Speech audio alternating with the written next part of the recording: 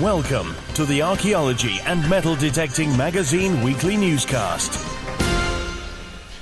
Good evening, ladies and gentlemen. My name's Dave Sadler from the Archaeology and Metal Detecting Magazine. Now, first and foremost, I must apologise. Obviously, it's been quite a while since I've been able to put together one of these newscasts for several reasons, and hoping that in the near future we will actually be moving on to a live show where myself and Luke Higgins, my co-editor at the magazine, will actually be doing interviews with guests and talking about subjects as it happens. So that's in the near future, and we're just waiting to sort one or two things out in development stages, sort our jingles out, and away we go. In the meantime, as I say, I apologise for being few and far between with the shows, and that may carry on for a small time, but please keep on checking back. There will be episodes when I can do them. So first and foremost this week, as I say, it's been a while, so please bear with me. In Egypt, archaeologists have uncovered an ancient tomb with mummies. The antiquity minister said in a statement on Tuesday the tomb is from the Greco-Roman period, which began with Alexander the Great in 332 BC. This is in the southern city, near the southern city of Aswan. I've been to Aswan, fantastic place. The dam there is phenomenal. Absolutely beautiful place. I went to a temple there as well, which name eludes me, but basically the temple is in the middle of the lake now. I think it's been raised a little bit, and obviously Aswan has caused multiple, the dam at Aswan has caused multiple temples and places of consequence to be lost. Abu Simbel was actually resituated by engineers from Germany and taken up the hill, and you know what? They've got this Holy of Holies room where the sun shines in at a certain time of the year, which was obviously developed when it was originally made. And the engineers have made it so, even though it's higher up the hill, they've made it perfectly so the sun shines in on that particular day.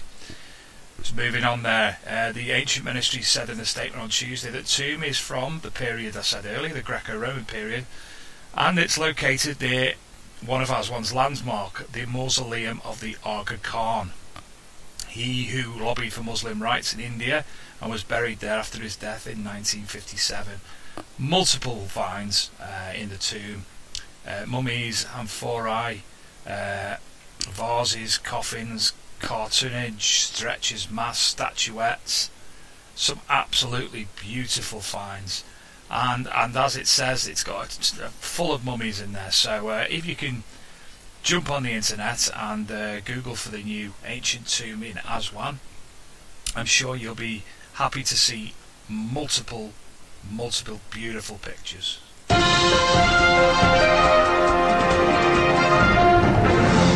I forgot how quick I have to be doing this. A treasure hunter has found a £20,000 worth bracelet with his metal detector. The treasure hunter unearthed the 5,000-year-old gold bracelet while out metal detecting. Ian Tucker from St Agnes in Cornwall found the jewellery and several other pieces of gold in a field near Dorset in Dorset. He was with members of the Devon, Cornwall and Dorset detectorists on our first visit to the site. Peter Penfold from the group said, "I've never seen anything like it. It's a big heavy lump weighing over 3 ounces, so I'm sure it's worth a lot of money." Ian's items are thought to be Bronze Age, which spanned 3000 BC to 3000 BC, yes, to 1200 BC, and could be worth £10,000 to £12,000. The inquests will now be held, and Ian and the landowner could be in line for a handsome payout if they are declared as treasure, which I am absolutely positively sure they will be. They're in a bit of a mess, obviously been ploughed through and such like over the years, but how can you not like a piece of gold? Have a Google, find it yourself.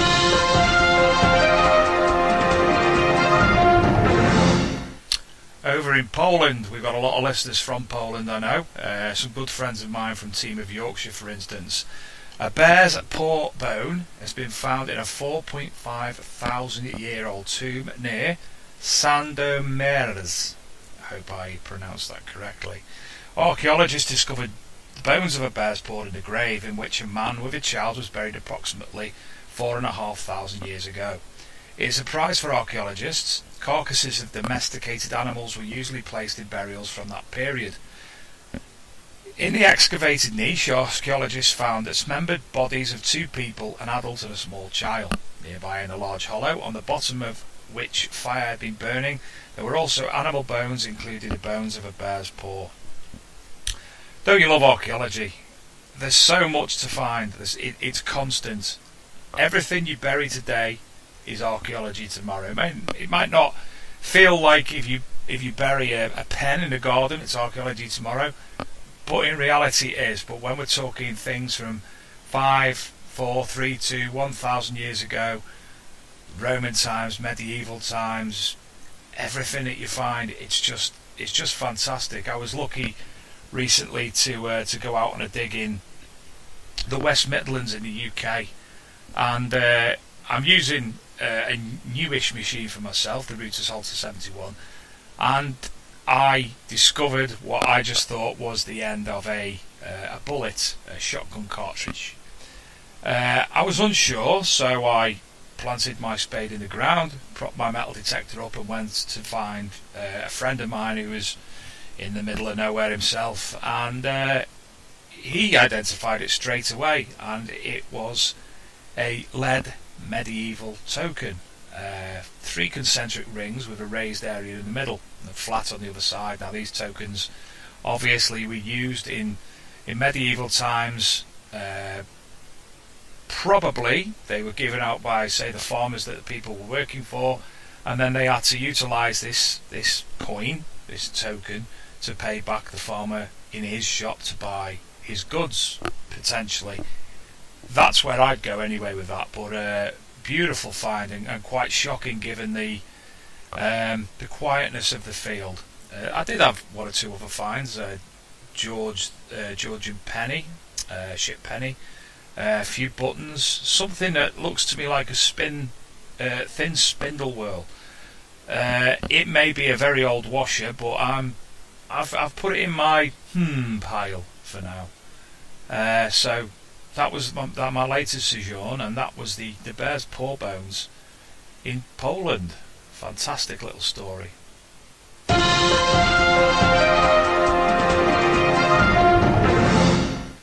I'm briefly going to introduce to you a friend of mine has just had a book published called Markham's Brotherhood, the Rosicrucian Manifestos in Modern English. A delightful little book. I've been privy to Steve's musing for a number of years putting together this book, and finally he has completed it. What was originally published in German and Latin, Steve has been able to turn into English, and the book, they promoted the Rosicrucian Manifestos promote mankind's spirituality and profess to reveal hitherto unknown secret society based upon the teachings and discoveries of a man named Christian Rosenkreutz. You may have heard the Rosicrucians. There's links to the Freemasons and such like. And the 3 manifestos themselves, Fama Fraternus, Confesso Fraternitatis, and the Chemical Weddings, as I say, were first published in the 1600s by a Thomas Vaughan. And Steve has been able to translate and turn them into modern English, and they are a fantastic little read. Now you can find that on Amazon. And mine came yesterday. Markham's Brotherhood, the Rosicrucian Manifestos in Modern English.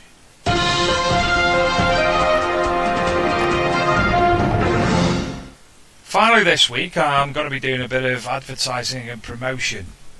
Obviously with the Archaeology and Metal Detecting magazine, myself and Luke are privy to a lot of information brought to us by different sources, and in some cases we are able to offer our patronage, and some of the items that I'm going to discuss now we have offered our patronage. They are being promoted by ourselves. We are promoting all events, and basically this is a 4-week stint in September.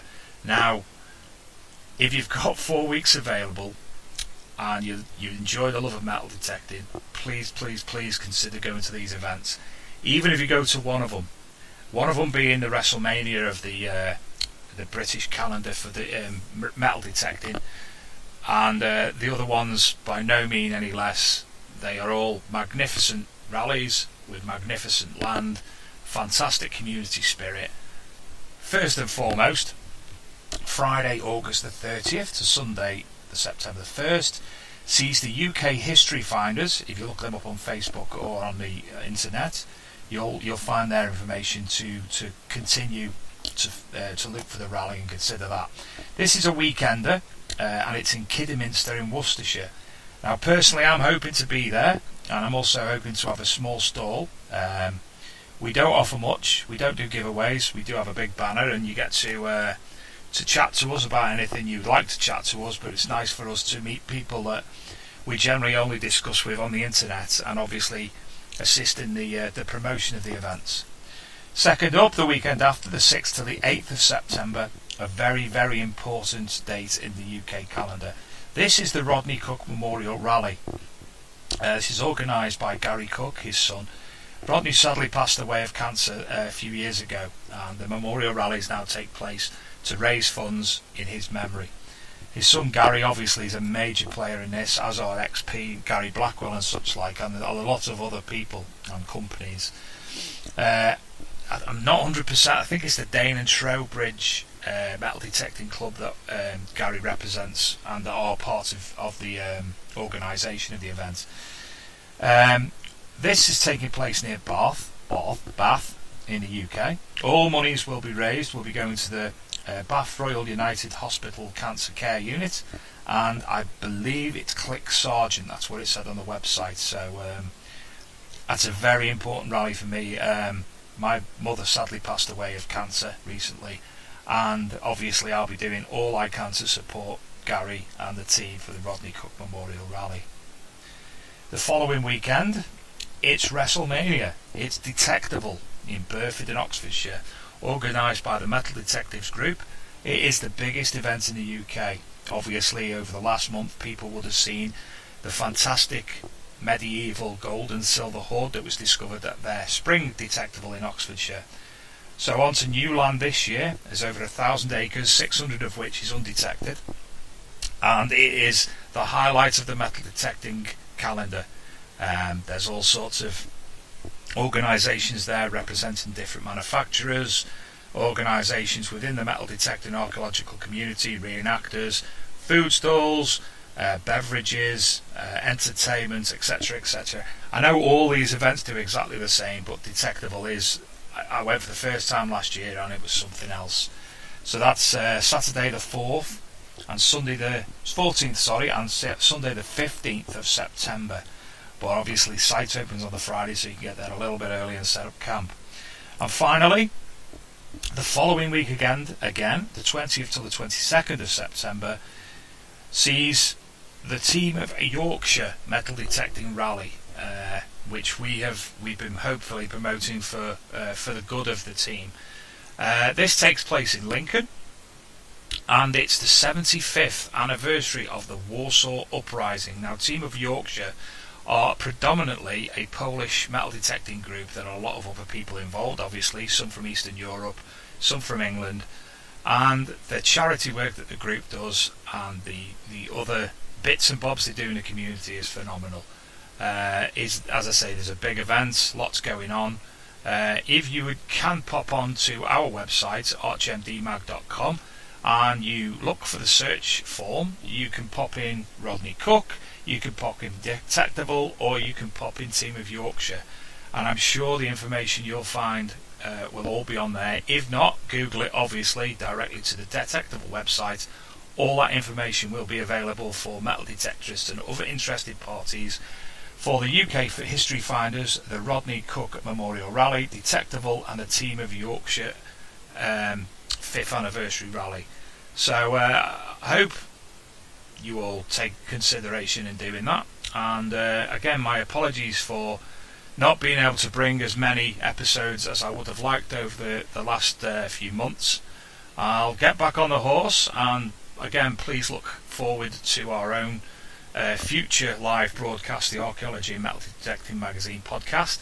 In the meantime, myself, I'm a guest co-host weekly on the All Metal Mode UK podcast. Again, that's simple, just Google it, you'll find that. That's hosted by Mike Hare from Texas in the US of A. He also does 2 other podcasts on a Monday and Tuesday evening in the USA. That's obviously EST times, where the BST is 8 o'clock on a Thursday evening. Unfortunately, this week myself and Mike are both unavailable, so there'll be a recorded edition back on. Following back on from next week, we'll be live as normal. Also, may I give mention to Global Detecting Adventures, Lance Goolsby.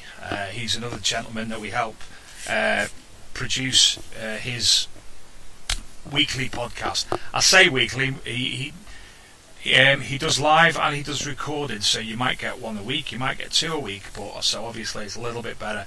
So that's the All Metal Mode, the All Metal Mode UK, and the Global Detecting Adventures podcast. If you look out for them, I'm sure you'll find what you need.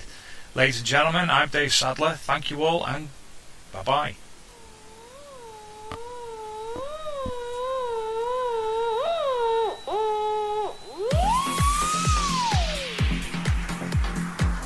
The Archaeology and Metal Detecting Magazine acts as a hub for information, offering articles from archaeologists, detectorists and other specialists throughout the genre, featuring many links, event info and news articles associated to archaeology and metal detecting.